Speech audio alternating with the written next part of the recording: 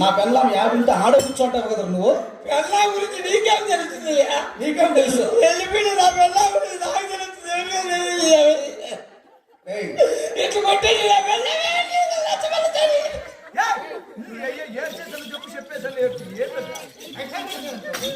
భార్య, నువ్వు ఎంత చెప్పినా విని చాలను. కానీ 10 మంది చూస్తున్నారు కదా, ఎవరికైనా గొడవలు లేవు. రాజ్యాది రాజులం ముందరకేసి అడిగి వెనక్కి వేయం. ఇప్పటికైనా భార్య దీవెనిస్తున్నావా లేదా వెలుగుతున్నావా? చెప్పిన వెంటుకున్నాడు కదా ప్రాణేశ్వర. అలాగే దీవెనిస్తాను వేకుంటావా?